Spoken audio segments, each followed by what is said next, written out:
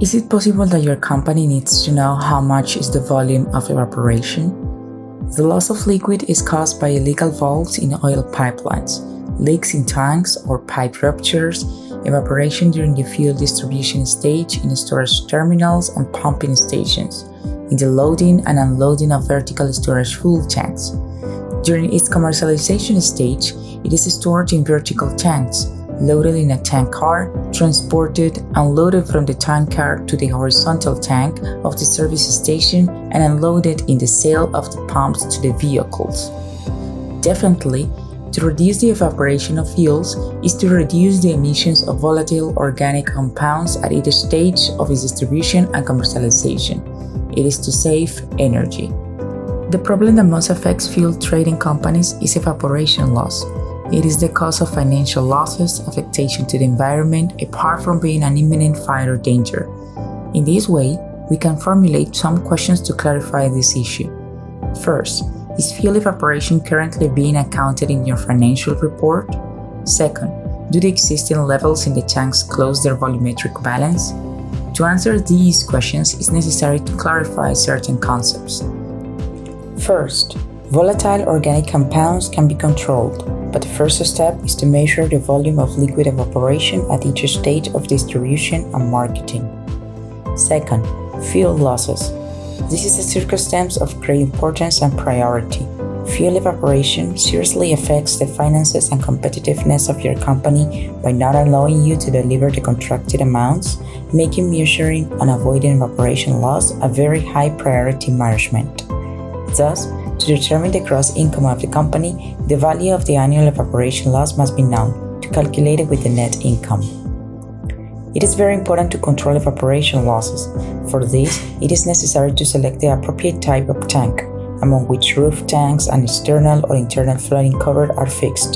The latter have been designed with a focus on reducing of the losses. It is with this perspective that, as professionals in the field, we provide the service of measurement of evaporation, the study of control scenarios, and expert and supervision consultancy to understand and reduce these losses. The study of control scenarios is important because you don't know how much savings in non-evaporated liquid represents these changes in the construction of the roof, the application of maintenance programs on all the components and accessories of the tanks, as well as through the application of best practices and operational procedures. In this way, and in a third aspect, we must also consider the environmental problems due to their impact on the atmosphere.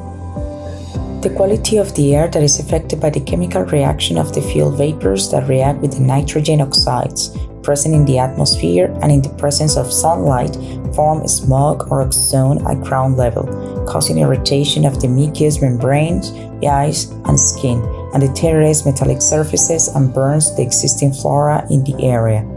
It also increases the temperature, and solar radiation due to global warming produces the evaporation of fuels.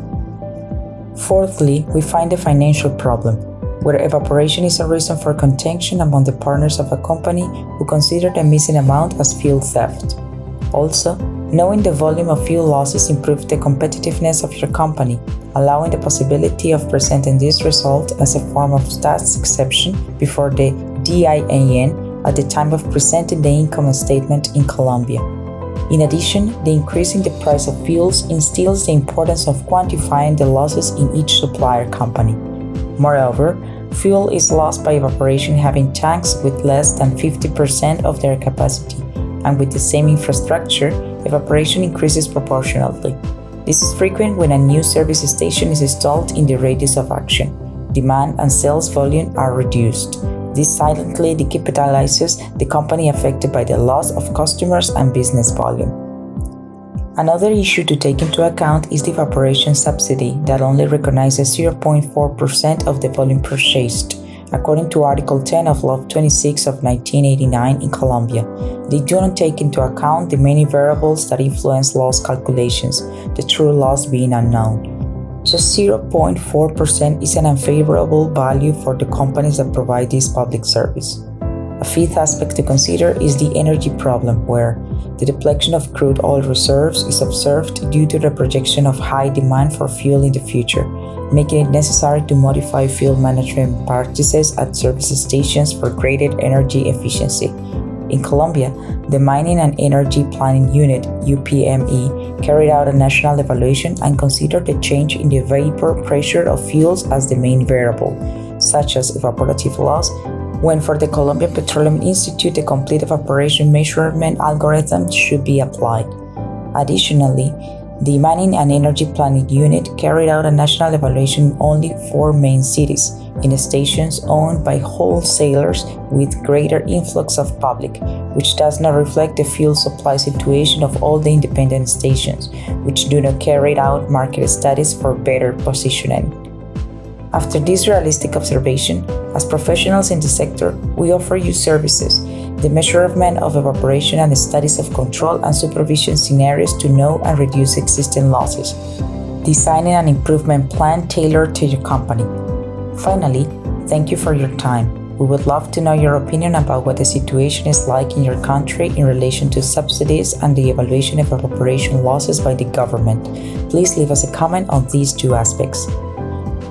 For all this, you can count on the chemical engineer Alba Luz Gutierrez, considered and recognized by peers in the industry due to her extensive experience in the sector, as well as an entrepreneurial spirit and resilience focused on bringing all the projects to a successful conclusion, either locally, regionally, nationally, and/or internationally. You can communicate with Engineer Alba in the following contacts: mobile 57310 280-9530, email albaluzgutierrez@yahoo.es.